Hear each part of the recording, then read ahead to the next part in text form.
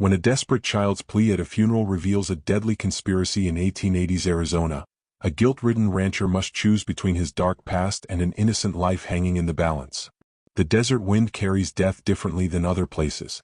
It doesn't whisper, it howls. And on this scorching August morning in 1882, outside the weathered chapel of Copper Ridge, Arizona, that howl seemed to echo from inside a small pine coffin. 10-year-old Mary Catherine O'Brien pressed her dirt-stained palms against the rough wood, her voice cracking like dried leather as she screamed words that would haunt every soul present. "Nobody's going to bury my baby sister. She's still breathing. I can hear her breathing." The gathered mourners shifted uncomfortably in their Sunday best, sweat beading on foreheads despite the early hour. Reverend Walsh cleared his throat, his Bible trembling in arthritic hands. The child's hysteria was understandable, losing both parents to cholera, now her infant sister to the same plague that had swept through their homestead like wildfire. But Thomas "Iron Tom" Brennan heard something else in that desperate wail. Something that made his weathered hands clench around his hat brim until his knuckles went white. Something that reminded him of another child's scream 15 years ago, when he'd made a choice that still woke him in cold sweats. The sound from inside that coffin wasn't the wind. It was scratching. Iron Tom stepped forward, his boots crunching on the sun-baked earth. At 53 he'd seen enough death to know its silence. This wasn't silent. "Hold on there, Reverend." His voice cut through the murmurs like a blade through silk. The preacher's eyes widened. "Mr. Brennan, surely you don't believe." "I believe in listening." Tom knelt beside the coffin, ignoring the gasps from the crowd. His ear pressed against the pine, and there it was again, faint, rhythmic. Not scratching. Breathing. Mary Catherine grabbed his sleeve with desperate fingers. "You hear her too, don't you, mister? Baby Emma's alive." Tom's jaw tightened. The child's face was streaked with tears and hope in equal measure. Behind her, the townspeople whispered like vultures circling carrion. But one face in the crowd caught his attention. Dr. Silas Hartwell, the territory's only physician, standing rigid as a fence post, his medical bag clutched tight against his chest. The doctor's knuckles were white. His face pale as morning frost. "Doc," Tom called out, his voice carrying the authority of a man who'd once worn a marshal's badge. "You examined this child?" Hartwell's Adam's apple bobbed like a cork in rough water. "Of course. Standard procedure. The cholera took her just like the others." But his eyes said different. They darted to the coffin, then to something beyond the crowd, a black carriage waiting at the ridge, its driver's face hidden beneath a wide-brimmed hat. Tom followed that gaze and felt ice form in his gut despite the desert heat. He'd seen that carriage before. 15 years ago. The night everything went wrong. The scratching grew louder. Tom's mind raced back to 1867 to another funeral, another child. His own daughter, Sarah, barely 8 years old, taken by what the doctor had called sudden fever. He'd trusted the medical man then, trusted the system, trusted that justice would prevail. He'd been a fool. The memory hit him like a physical blow. Sarah's small hand going limp in his, the doctor's too quick diagnosis, the rushed burial. And later, much later, the terrible truth he'd uncovered in a hidden ledger. Names, dates, payments. Children who'd died of mysterious ailments, only to disappear into a network that stretched from Arizona territory to the brothels and work camps of Mexico. His daughter hadn't died of fever. She'd been drugged, declared dead, and sold. By the time he'd learned the truth, the trail had gone cold. The doctor had vanished. The network had scattered like tumbleweeds in a storm. And Tom had traded his marshal's badge for a bottle, then the bottle for a ranch where he could hide from the guilt that ate at him like acid. Now, staring at little Emma O'Brien's coffin, hearing that desperate scratching, he felt the weight of 15 years crash down on his shoulders. "Open it." His voice was barely a whisper, but it carried like thunder. "I beg your pardon?" Reverend Walsh clutched his Bible tighter. "Open the damn coffin. Now." Dr. Hartwell stepped forward, his face a mask of professional concern. "Mr. Brennan, I understand your emotional investment in this situation, given your own tragic loss. But this child is dead. I examined her myself. Opening the coffin would be both unseemly and illegal," finished a new voice. Sheriff Marcus Webb emerged from the crowd, his hand resting casually on his gun belt. "Disturbing a burial is a serious offense, Tom. You know that better than most." Tom studied the sheriff's face. Webb was young, maybe 30, with the kind of clean-shaven jaw that spoke of ambition rather than experience. His badge gleamed like it was polished daily, and his eyes held the cold calculation of a man who'd learned to profit from his position. Since when do you take orders from doctors, Marcus? Since they make sense. Webb's smile was thin as paper. Dr. Hartwell is a respected member of this community. His word carries weight. So did Dr. Morrison's 15 years ago. The name hit the crowd like a slap. Conversations died. Even the desert wind seemed to pause. Dr. Morrison, the physician who'd vanished one night, leaving behind whispers of scandal and a trail of unexplained child deaths. Hartwell's face went ashen. I don't know what you're implying. I'm not implying anything. Tom stood slowly, his hand moving to the Colt .45 at his hip. I'm stating facts. That child is alive and you know it. The scratching from the coffin grew frantic. Mary Catherine threw herself against the pine box, her small fists pounding the lid. Please? Somebody help her. She's scared. Sheriff Webb drew his weapon. That's enough, Tom. Step away from the coffin. Or what?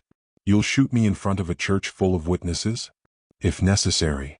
The crowd began to back away, sensing violence in the air like the smell of rain before a storm. But Tom noticed something else. The black carriage on the ridge was moving closer, and its driver had thrown back his hood. The face beneath was scarred, cruel, and familiar. Joaquin Morales, the man who'd run the child trafficking network 15 years ago. The man Tom had thought was dead. The man who was very much alive and apparently still in business. You want to know what's really in that coffin, Sheriff? Tom's voice carried across the cemetery like a challenge. Let's find out together. Before Webb could react, Tom drew his Colt and fired, not at the sheriff but at the coffin's lock.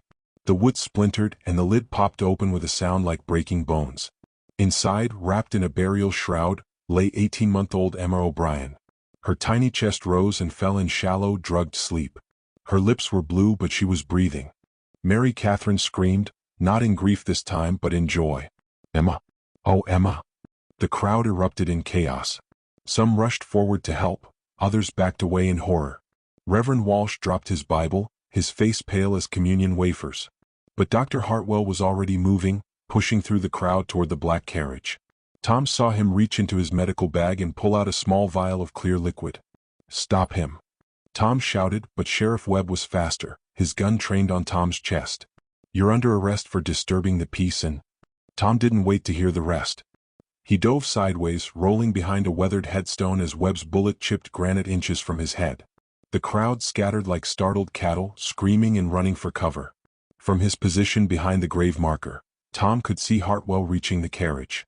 Morales leaned down, and they exchanged urgent words in Spanish. Then Hartwell climbed aboard and the carriage began to move. They were getting away. Again. Tom broke cover, running in a crouch toward his horse. Another bullet whined past his ear, but he kept moving. Behind him, he could hear Mary Catherine crying over her sister, and the sound drove him forward like a whip. He wouldn't fail another child. Not again. Tom's horse, a sturdy Mustang named Dust Devil, was tied behind the chapel.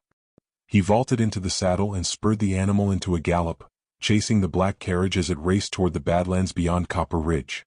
The desert stretched before them like a vast brown ocean, broken only by saguaro cacti and jagged rock formations that jutted from the earth like broken teeth.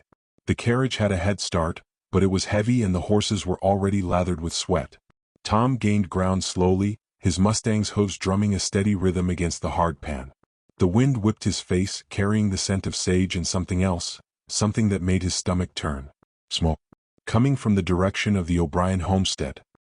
He crested a low ridge and saw it, the small cabin where Mary Catherine and Emma had lived with their parents, now engulfed in flames. The fire was too controlled, too deliberate to be accidental. Someone was destroying evidence. The carriage was heading straight for it. Tom pushed Dust Devil harder, and the Mustang responded with the heart of a true desert horse. They closed the distance as the carriage reached the burning homestead, and Tom could see Morales and Hartwell jumping down, rushing toward a root cellar behind the cabin. That's when he saw them, other children, maybe 6 or 7, huddled in the cellar like frightened rabbits. All of them young, all of them supposedly dead according to official records. The trafficking network wasn't just alive, it was thriving. Tom drew his rifle from its saddle scabbard and fired a warning shot over their heads. Morales spun around, his own weapon already in hand, and the desert erupted in gunfire. As bullets flew and the homestead burned, Tom spotted something that made his blood run cold. Partially hidden by the flames, he could see the corner of a wooden chest, its metal bindings glinting in the firelight. He'd seen that chest before. 15 years ago, in Dr. Morrison's office, the night he'd finally uncovered the truth about his daughter's death. Morrison's ledger.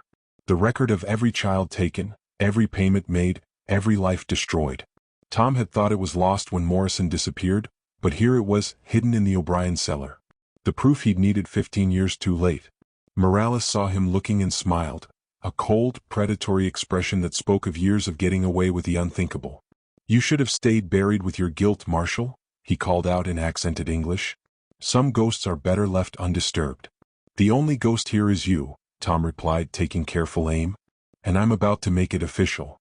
But as he squeezed the trigger, Dr. Hartwell emerged from the cellar with a small girl in his arms, no more than 5 years old, her eyes wide with terror. "Lower your weapon, Brennan," Hartwell shouted, "or the child dies." Tom's finger froze on the trigger. The child in Hartwell's arms couldn't be more than 5, with blonde curls and blue eyes that reminded him painfully of his own daughter. Behind the doctor, the other children cowered in the cellar, their faces streaked with tears and dirt. "Let them go," Tom said, his voice steady despite the rage burning in his chest. "Your quarrel is with me." Morales laughed, a sound like breaking glass. "Our quarrel is with profit, Marshal. These children are worth more alive than you are dead. But if you insist on interfering—" He gestured to Hartwell, who pressed a small knife against the girl's throat. A thin line of blood appeared, and the child whimpered. Tom felt the weight of choice crushing down on him like a mountain. He could take the shot. His aim was true, and he could drop Morales before the man could react. But Hartwell would kill the girl and probably the others too. Or he could lower his weapon, let them escape with their human cargo, and live with the knowledge that he'd failed again. That somewhere, in some hellish place, these children would suffer fates worse than death. The ledger in the burning chest held the names of dozens of children, maybe hundreds. Evidence that could bring down the entire network, expose the corruption that reached from territorial doctors to county sheriffs. Justice for his daughter and all the others. But justice for the dead meant death for the living. "Choose quickly, Marshal," Morales called out. "The fire is spreading and we have a schedule to keep." Tom looked at the terrified child in Hartwell's arms, then at the other children in the cellar. Their eyes held the same desperate hope he'd seen in Mary Catherine's face at the funeral. The same hope he'd failed to answer 15 years ago. Tom lowered his rifle. "Smart man," Morales said, but his smile faded as Tom began walking forward, his hands raised but his eyes locked on the trafficker's face. "You're right about one thing," Tom said, his voice carrying across the desert like a prayer. "Some ghosts should stay buried." He was 20 feet away when he made his move. The derringer hidden in his boot came up smooth as silk, and his shot took Morales center mass before the man could react. The trafficker dropped like a stone, his weapon spinning away into the dust. Hartwell screamed and pressed the knife harder against the child's throat, but Tom was already moving. He tackled the doctor, sending them both tumbling to the ground. The little girl rolled free, crying but alive. The knife flashed in the firelight and Tom felt it bite into his shoulder. But 15 years of guilt had made him strong and 15 years of rage made him fast. His fist connected with Hartwell's jaw and the doctor went limp. Tom staggered to his feet, blood seeping through his shirt, and looked at the children emerging from the cellar. 7 of them, ranging in age from 3 to maybe 10. All alive. All safe. The ledger was burning, the evidence of decades of corruption turning to ash in the desert wind. But the children were alive and sometimes that had to be enough. 3 days later, Tom sat on the porch of his ranch, his arm in a sling and a cup of coffee growing cold in his good hand. The children had been returned to surviving relatives or placed with families in town. Dr. Hartwell was in the territorial prison, awaiting trial. Sheriff Webb had disappeared in the night, probably heading for Mexico and a new identity. Mary Catherine O'Brien sat beside him, baby Emma sleeping peacefully in her arms. The territorial government had awarded Tom custody of the girls, at least until suitable relatives could be found. "Mr. Tom?" Mary Catherine's voice was soft as morning dew. "Yes, sweetheart. Why did you help us?" Nobody else would listen. Tom looked out at the desert, where the sun was setting in a blaze of orange and gold. Somewhere out there, his daughter Sarah was buried in an unmarked grave, her justice finally served not by law but by conscience. Because sometimes, he said, the only way to bury the past is to save the future. Emma stirred in her sister's arms, her tiny hand reaching toward the fading light. She was alive, breathing, growing. The scratching in the coffin had been real, and so was the hope it represented. In the distance, a coyote howled, not in mourning this time, but in celebration of another day survived in the unforgiving desert. Tom smiled and took a sip of his coffee. It was still warm. The Copper Ridge Gazette ran the story on its front page, "Child Trafficking Ring Exposed by Local Rancher." The article mentioned Tom's past as a territorial marshal and his personal loss, but it focused on the 7 children saved and the network dismantled. What it didn't mention was the small wooden cross Tom had carved and placed on a hill overlooking his ranch. No name was etched into the wood, but every morning he would ride up there and spend a few minutes in silence, watching the sun rise over the desert. Mary Catherine asked him once what he was doing up there.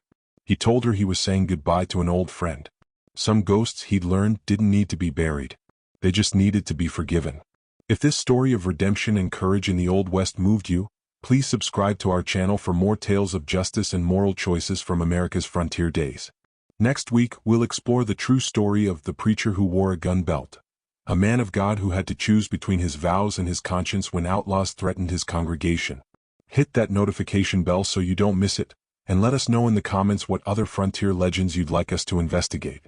Until then, remember that sometimes the greatest courage isn't in the draw of a gun, but in the choice to do what's right when everything else is wrong.